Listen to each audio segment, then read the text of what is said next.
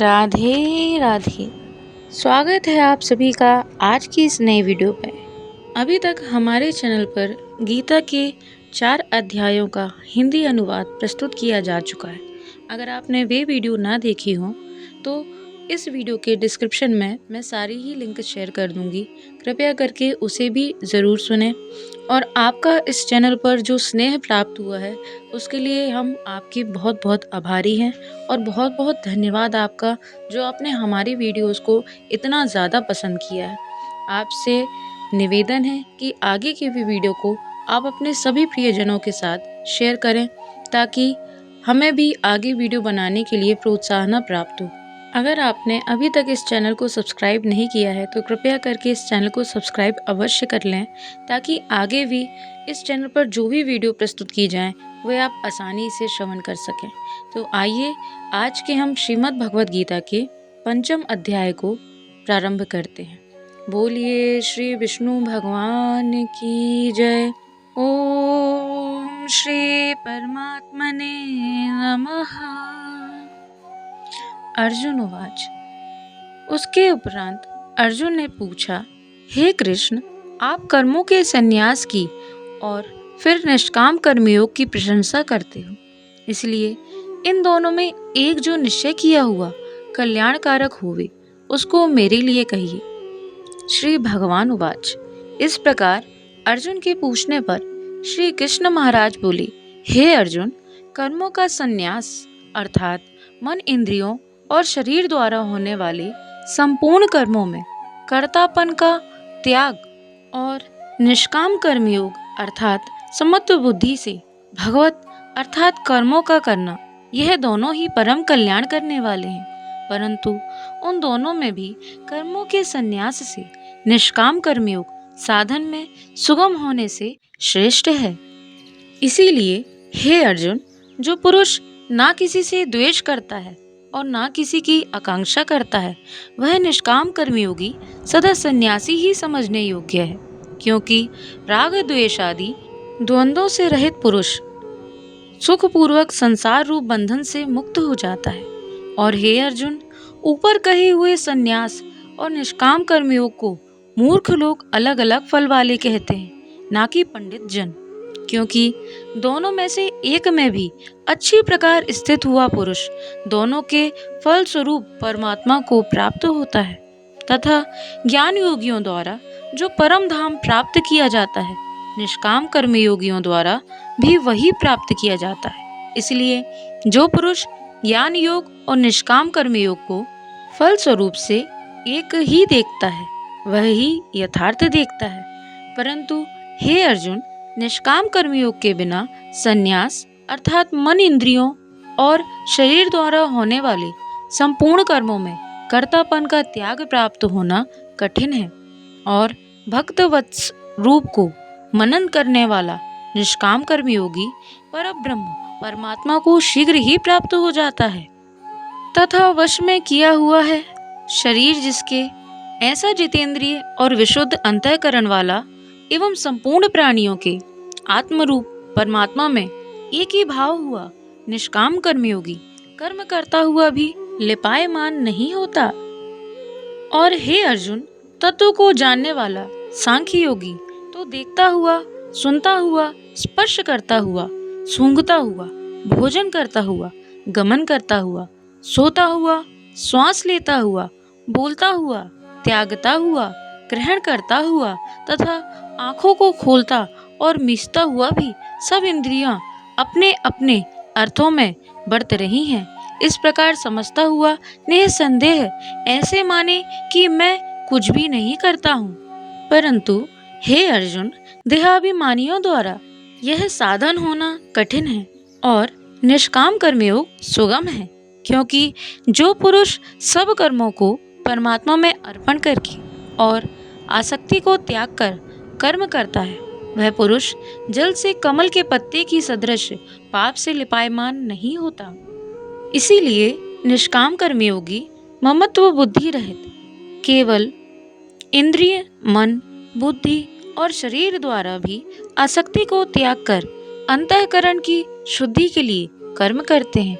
इसी से निष्काम कर्मयोगी कर्मों के फल को परमेश्वर के अर्पण करके भगवत प्राप्ति रूप शांति को प्राप्त होता है, और सकामी पुरुष फल में आसक्त हुआ कामना के द्वारा बंधता है। इसलिए निष्काम कर्मयोग उत्तम है। और हे अर्जुन, वश में है अंतःकरण जिसके, ऐसा सांख्य योग का आचरण करने वाला पुरुष तो निसंदेह ना करता हुआ और ना करवाता हुआ 9 द्वारों वाले शरीर रूप घर में सब कर्मों को मन से त्याग कर, अर्थात इंद्रियों के अर्थों में बरतती हैं, ऐसा मानता हुआ आनंद पूर्वक सच्चिदानंद घन परमात्मा के स्वरूप में स्थित रहता है। और परमेश्वर भी भूत प्राणियों के ना कर्तापन को और ना कर्मों को तथा ना कर्मों के फल के संयोग को वास्तव में रचता है, किंतु परमात्मा के सकाश से प्रकृति ही बरतती है, अर्थात गुण ही गुणों में बरत रहे हैं। और सर्वव्यापी परमात्मा ना किसी के पाप कर्म को और ना किसी के शुभ कर्म को भी ग्रहण करता है, किंतु माया के द्वारा ज्ञान ढका हुआ है, इससे सब जीव मोहित हो रहे हैं।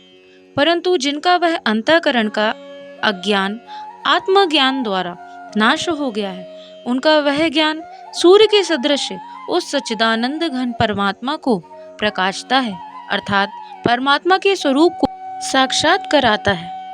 और हे अर्जुन, तद्रूप है बुद्धि जिनकी तथा तद्रूप है मन जिनका, और उस सच्चिदानंद घन परमात्मा में ही है निरंतर एक ही भाव से स्थिति जिनकी, ऐसे तत्वपरायण पुरुष ज्ञान के द्वारा पाप रहित हुए अपुनरावृत्ति को अर्थात परम गति को प्राप्त होते हैं। ऐसे वे ज्ञानी जन विद्या और विनय युक्त ब्राह्मण तथा गौ, हाथी, कुत्ते और चंडाल में भी समभाव से देखने वाले ही होते हैं। इसलिए जिनका मन समत्व भाव में स्थित है, उनके द्वारा इस जीवित अवस्था में ही संपूर्ण संसार जीत लिया गया है, अर्थात वे जीते हुए ही संसार से मुक्त हैं, क्योंकि सच्चिदानंद घन परमात्मा में ही स्थित हैं। और जो पुरुष प्रिय को अर्थात जिसको लोग प्रिय समझते हैं उसको प्राप्त होकर हर्षित नहीं हो, और अप्रिय को अर्थात जिसको लोग अप्रिय समझते हैं उसको प्राप्त होकर उद्वेगवान न हो, ऐसा स्थिर बुद्धि संशय रहित ब्रह्मवेता पुरुष सच्चिदानंद घन पर ब्रह्म परमात्मा में एक ही भाव से नित्य स्थित है। और बाहर के विषयों में अर्थात संसारिक भोगों में आसक्ति रहित अंतःकरण वाला पुरुष अंतःकरण में जो भगवत ध्यान जनित आनंद है उसको प्राप्त होता है, और वह पुरुष सच्चिदानंद घन परब्रह्म परमात्मा स्वरूप योग में एक ही भाव से स्थित हुआ अक्षय आनंद को अनुभव करता है। और जो यह इंद्रिय तथा विषयों के संयोग से उत्पन्न होने वाले सब भोग हैं, वे यद्यपि विषय पुरुष को सुख रूप भासते हैं, तो भी निसंदेह दुख के ही हेतु हैं और आदि अंत वाले अर्थात अनित्य हैं। इसलिए हे अर्जुन, बुद्धिमान विवेकी पुरुष उनमें नहीं रमता। जो पुरुष शरीर के नाश होने से पहले ही काम और क्रोध से उत्पन्न हुए वेग को सहन करने में समर्थ है, अर्थात काम क्रोध को जिसने सदा के लिए जीत लिया है, वह मनुष्य इस लोक में योगी है और वही सुखी है। जो पुरुष निश्चय करके अंतरात्मा में ही सुख वाला है और आत्मा में ही आराम वाला है तथा जो आत्मा में ही ज्ञान वाला है, ऐसा वह सच्चिदानंद घन परब्रह्म परमात्मा के साथ एक ही भाव हुआ सांख्य योगी शांत ब्रह्म को प्राप्त होता है। और नाश हो गए हैं सब पाप जिनके, तथा ज्ञान करके निवृत्त हो गया है संशय जिनका, और संपूर्ण भूत प्राणियों के हित में है रति जिनकी, एकाग्र हुआ है भगवान के ध्यान में चित्त जिनका, ऐसे ब्रह्मवेता पुरुष शांत पर ब्रह्म को प्राप्त होते हैं। और काम क्रोध से रहित जीते हुए चित्त वाले पर ब्रह्म परमात्मा का साक्षात्कार किए हुए ज्ञानी पुरुष के लिए सब ओर से शांत पर ब्रह्म परमात्मा ही प्राप्त है। और हे अर्जुन, बाहर के विषय भोगों को ना चिंतन करता हुआ बाहर ही त्याग कर और नेत्रों की दृष्टि को भ्रुकुटी के बीच में स्थित करके तथा नासिकाओं में विचरने वाले प्राण और अपान वायु को सम करके जीती हुई है इंद्रियां, मन और बुद्धि जिसकी, ऐसा जो मोक्ष परायण मुनि अर्थात परमेश्वर के स्वरूप का निरंतर मनन करने वाला, इच्छा, भय और क्रोध से रहित है, वह सदा मुक्त ही है। और हे अर्जुन, मेरा भक्त, मेरे को यज्ञ और तपों का भोगने वाला और संपूर्ण लोकों के ईश्वर का भी ईश्वर तथा संपूर्ण भूत प्राणियों का सुहृद अर्थात स्वार्थ रहित प्रेमी, ऐसा तत्व से जानकर शांति को प्राप्त होता है और सच्चिदानंद घन परिपूर्ण शांत ब्रह्म के सिवाय उसकी दृष्टि में और कुछ भी नहीं रहता, केवल वासुदेव ही वासुदेव रह जाता है। इति श्री पंचम अध्याय संपूर्ण। बोलिए श्री कृष्ण महाराज की जय। साथियों, ये था श्रीमद् भगवत गीता के पंचम अध्याय का अनुवाद। अगर आपको ये वीडियो पसंद आई हो तो वीडियो को लाइक करें और चैनल को सब्सक्राइब करना ना भूलें तथा इस वीडियो को आप अपने सभी सहसंबंधियों के साथ अवश्य शेयर करें ताकि वे गीता के इस अति उत्तम अध्याय का भी श्रवण कर सकें तथा वे भी भक्ति पथ पर अग्रसर हो सकें। अगर अभी तक आपने चैनल को सब्सक्राइब नहीं किया है तो कृपया करके चैनल को सब्सक्राइब करें ताकि आगे भी आप ऐसी ही वीडियो हमारे चैनल पर देख सकें। वीडियो देखने के लिए आपका बहुत बहुत धन्यवाद। आपका दिन मंगलमय हो। राधे राधे।